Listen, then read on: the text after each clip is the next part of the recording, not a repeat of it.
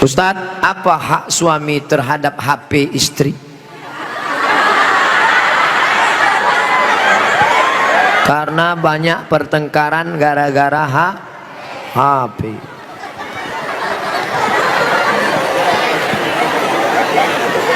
Lima hak ibu terhadap bapak. Catat, ingat baik-baik. Pertama, makan. Ibu tadi sudah dikasih makan? Yang kedua, pakaian. Ibu sudah dikasih pakaian? Karena sekarang banyak perempuan yang tidak diberi pakaian oleh suaminya. Tinggi istrinya 175, tapi dikasih kain cuma 50 cm. Kurang kain. Kadang belum selesai di tempat tukang jahit sudah diambil. Kadang kainnya panjang, resleting belum dipasang. Pas jalan kelihatan. Ustadz kok tahu? Saya ngelihat. Ibu sudah dikasih makan, ibu sudah dikasih pakaian, ibu diberikan tempat tinggal yang layak menurut kemampuan masing-masing. Sudah? Keempat, ibu mesti diberi pendidikan. Yang ngajar ibu ngaji, bapak. Yang ngajar ibu sholat, bapak. Yang ngajar ibu akhlak, bapak. Bapak adalah guru di rumah. Dan yang kelima adalah perhatian. Maka ibu selalu diperhatikan, dari mulai jilbabnya, dari mulai pakaiannya, termasuklah HP ibu diperhatikannya juga. Kok dari tadi sini Ustadz Somad, suatu ketika istri saya pergi kerja dan saya masuknya siang, tiba-tiba HP-nya berdering. Saya cek, rupanya mantan. Dia cari lagi di FB dan mereka sudah jalan-jalan, Pak Ustadz. Hati saya selalu galau tiap hari. Jangan-jangan dia sudah buat ini, jangan-jangan dia sudah jalan ini, jangan-jangan sudah. Bayangkan menderitanya seorang laki-laki gara-gara HP istri yang sudah macam-macam. Gara-gara apa itu? Facebook, Twitter, BBM, WhatsApp, Instagram. Oleh sebab itu jaga ini masalah HP ini, jaga baik-baik. Nah, ini Ustadz Somad gak enak, selalunya HP perempuan aja. Oke, sekarang kita balik. Bagaimana dengan HP bapak-bapak yang lebih banyak perhatiannya ke HP, yang kata-katanya merayu, menggoda? Oleh sebab itu ini mesti dijaga. Kalau tidak, duduk bersama, bapak sama ibu duduk, HP-nya buat baliho besar-besar, judulnya mau dibawa kemana hubungan ini, atau buat besar-besar, jangan ada HP di antara kita. Saya mau nanya Pak Ustadz, gimana caranya mengelola keuangan keluarga secara islami jika suami istri bekerja? Ar-rijal, lagi-lagi Al-Quran. Semuanya yang menyelesaikan masalah ini Al-Quran. Ar-rijalu qawwamuna 'alan nisa. Laki-laki menjadi pemimpin bagi perempuan. Bima anfaqu min amwalihim, karena mereka mengeluarkan nafkah biaya belanja. Makanya harta warisan laki-laki dapat 2 kali bagian perempuan. Ibu kalau 25, bapak dapat 50. Ibu kalau dapat 50, bapak dapat 100. Kenapa? Karena yang menanggung biaya pernikahan mahar bapak, yang menanggung sekolah anak bapak. Sekarang ibu memang anak orang kaya, punya ruko 2, rumah batu jendela kaca, punya bapak yang sudah sakit asma 2 hari lagi meninggal. Kaya.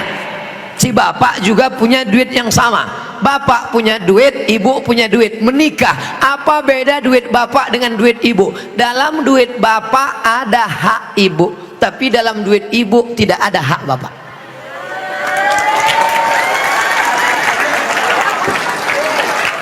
Dalam uang bapak ada kewajiban nafkah untuk ibu, dalam duit ibu tidak ada. Tapi karena ibu cinta mati, maka ibu berkata, "Mas, aku tahu engkau kere, miskin, susah melarat, tapi aku sudah terlanjur cinta padamu.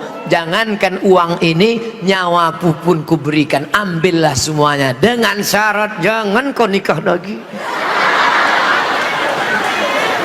Nah, sudah jelas batasannya. Jadi kalau ada ibu punya kontrakan, PNS, pegawai, punya gaji, ibu tetap ngomong ke suami, "Mas, aku mau kirim uang ini ke anak yatim, mau biaya anak pesantren, mau kasih wakaf beras 1 karung, Tapi ibu ngomong ke bapak itu bukan minta izin, karena uang itu memang punya ibu. Ibu ngomong sebagai adab, sopan santun, tata krama, budi bahasa. Jadi bapak jangan kegeeran, dan ibu jangan kurang ajar. Mas, ini uangku, ini kos-kosanku, ini rumahku, terserah aku, kamu mau ikut ya, kalau enggak lebih dari kamu bisa aku dapatkan. Jangan luka hatinya. Galah patah boleh disambung, kaca retak boleh direkat, hati yang sakit kemana obat akan dicari. Nah, oleh sebab itu maka jaga. Saya sudah mengeluarkan untuk biaya keluarga sebagian, sedangkan sebagiannya saya ingin membantu saudara yang kurang mampu. Tapi kadang saya suka berbohong jika untuk membantu keluarga yang memang butuh bantuan. Ini yang nulis pertanyaan bapak apa ibu?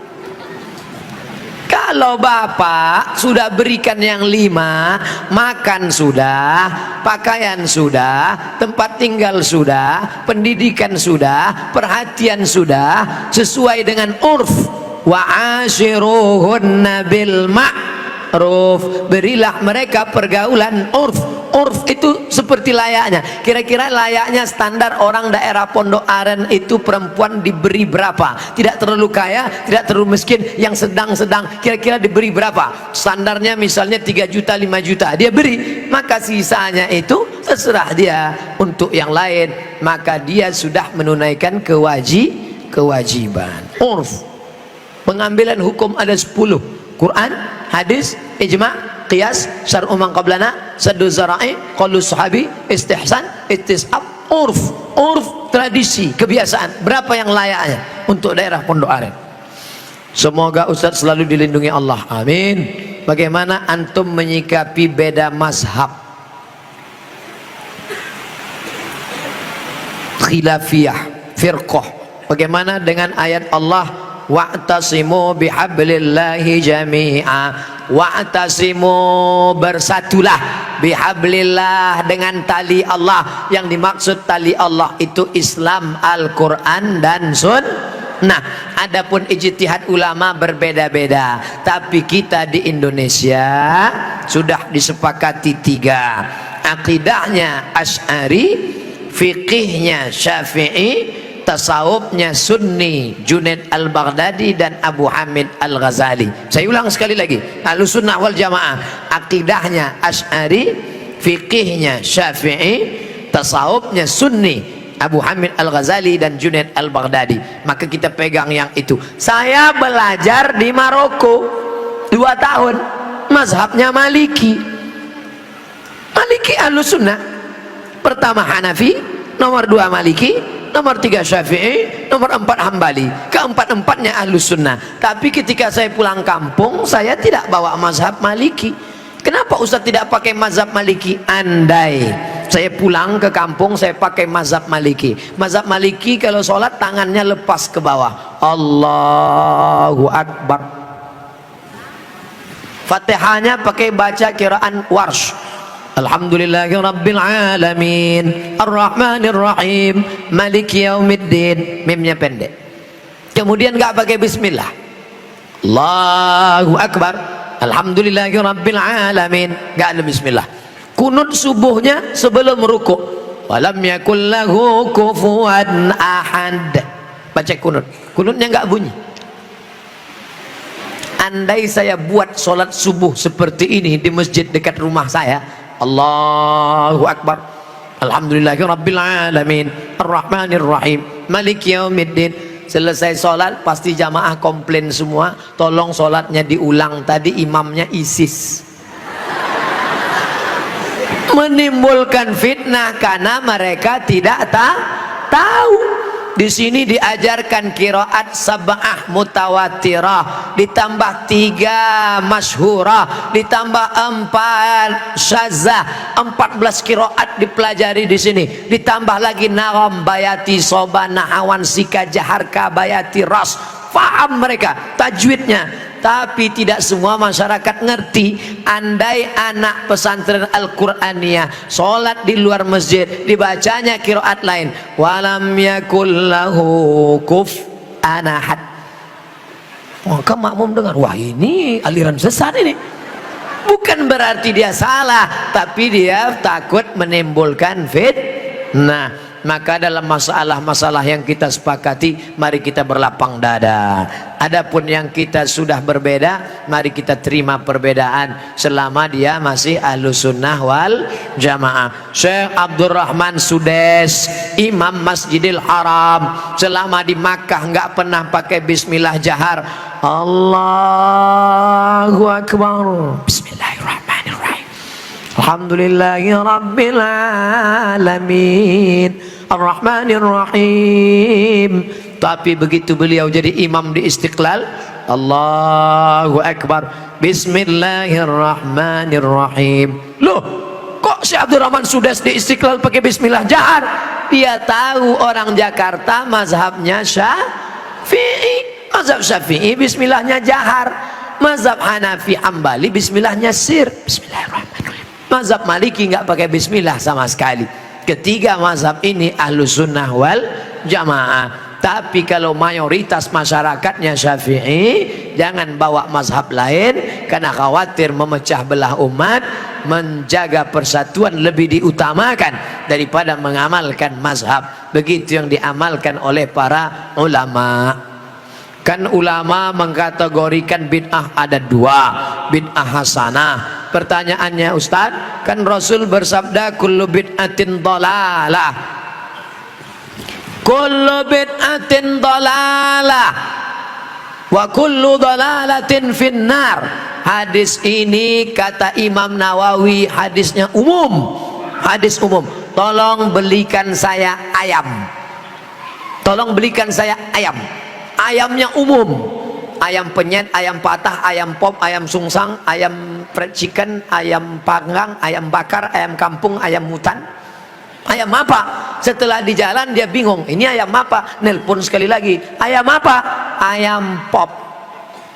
Maka yang pertama tadi umum, dikhususkan oleh yang kedua. Begitu juga kata Imam Nawawi yang mensyarah hadis Sahih Muslim, kullu bid'atin dhalalah, semua yang bid'ah itu sesat, umum.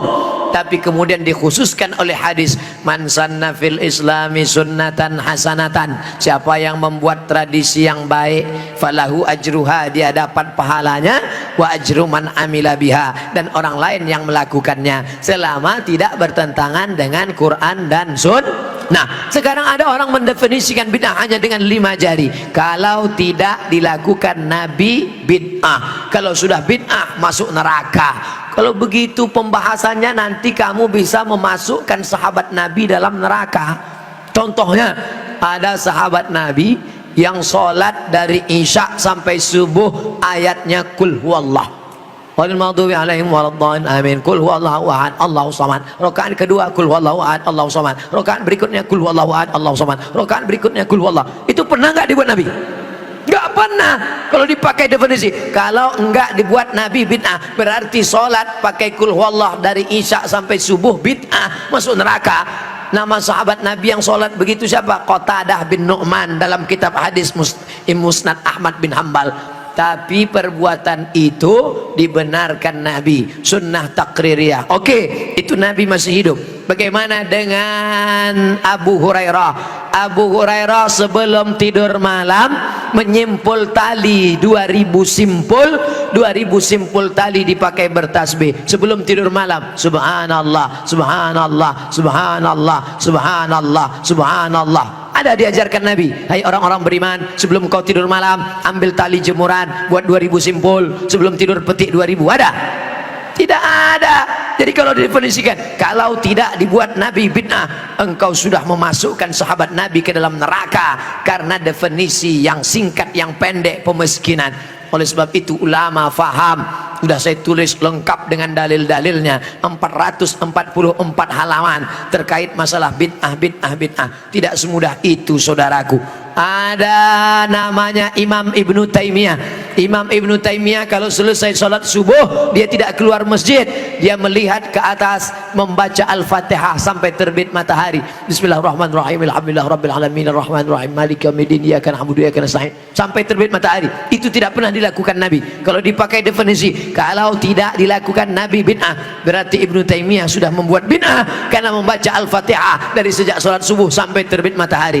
Maka jangan katakan bid'ah kalau tidak dibuat Nabi bid'ah. Ini tidak betul. Yang betul adalah kalau tidak ada dalilnya bid'ah. Selama ada dalil hadis qauli, hadis fi'li, hadis takriri, perbuatan sahabat, qiyas, ijma, maka perbuatan itu tidak bid'ah.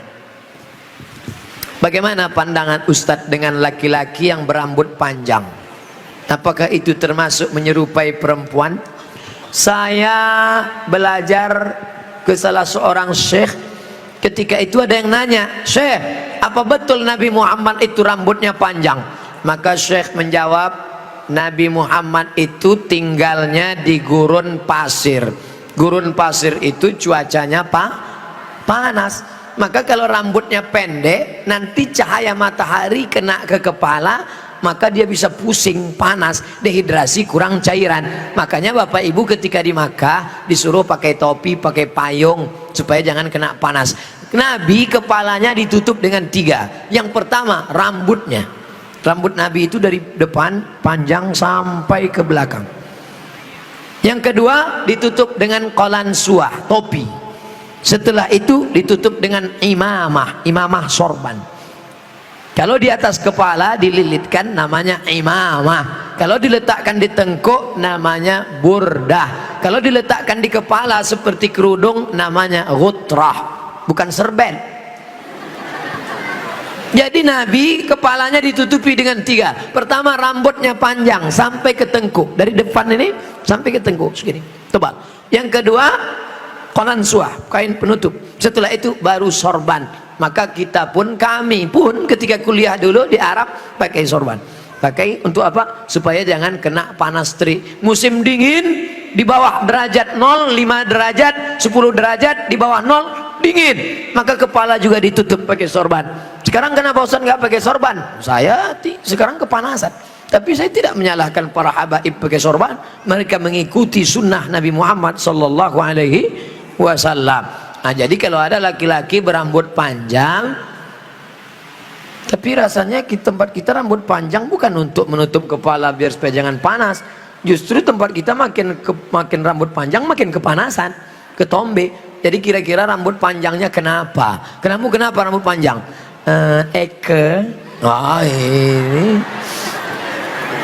Tapi tidak semua yang berambut panjang itu karena mengikuti perempuan. Jadi tidak bisa kita hukum serta-merta kalau rambut panjang LGBT. Nggak. Maka yang LGBT itu kalau menyerupai perempuan, la'anallahul mutasyabbihin minar rijal bin nisa. Allah melaknat laki-laki yang menyerupai perempuan dan perempuan yang menyerupai laki-laki. Mudah-mudahan anak kita terjaga dari LGBT. Tapi sebetulnya LGBT itu nama yang terlalu keren. Orang malah bangga sekarang disebut itu LGBT, itu bangga. Saya tidak setuju dengan LGBT, tapi saya malu mau nyebutnya di depan para kiai. Boleh saya sebut? Jangan sebut LGBT. Buat sebut nama yang mengejek, merendahkan, menghinakan. Apa namanya? PLT, penyuka lobang tai. Itu yang cocok bagi mereka. Kotor, najis. Zaman Nabi LGBT ini hukumannya man wajadtumuhu ya'malu amala qaumi Lut. Kalau kamu menangkap ada orang yang melakukan perbuatan Nabi Lut, faqtulul fa'il wal maf'ul, pancung kepalanya, hukum mati. Untung dia hidup bukan zaman Nabi Muhammad. Kalau hidup zaman Nabi habis, selesai. Bapak Ibu yang dimuliakan Allah Subhanahu wa taala, Ustadz berani ngomong gini apa enggak takut nanti ditangkap bencong? Ngapain takut? Banyak yang bela saya. Tapi pas pulang nanti sendirian ngeri juga ini.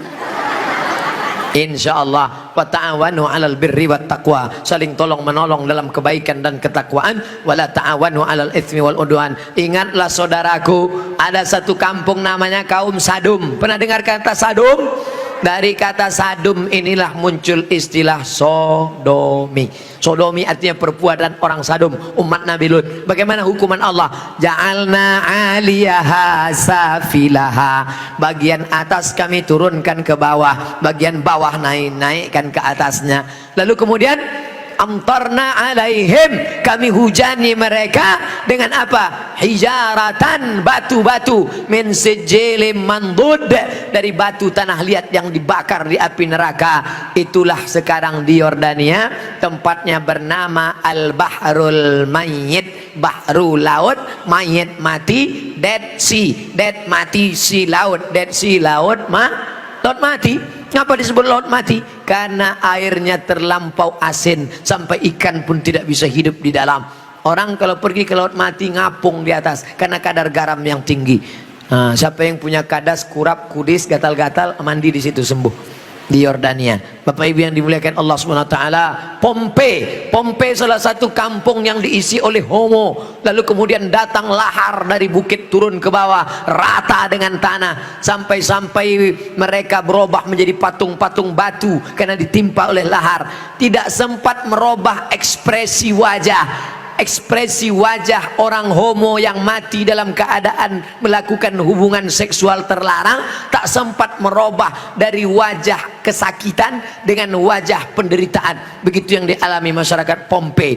Oleh sebab itu kita berdakwah mengajak bukan karena benci, tapi karena ingin menyelamatkan supaya kita selamat. La ta'murunna bil ma'ruf, ajak mereka berbuat baik. Wala tanhauna 'anil munkar, larang mereka jangan sampai melakukan perbuatan mungkar. Kalau kamu diam saja, aku tidak khawatir, kata Sayyidina Ali, aku tidak khawatir tentang betul dan batil, batil dan betul, karena dunia ini isinya betul dan batil. Yang aku khawatirkan adalah ketika kebatilan merajalela, orang yang betul diam. Karena orang betul diam, maka orang batil menyangka betul, yang betul menyangka batil, batil betul, betul batil.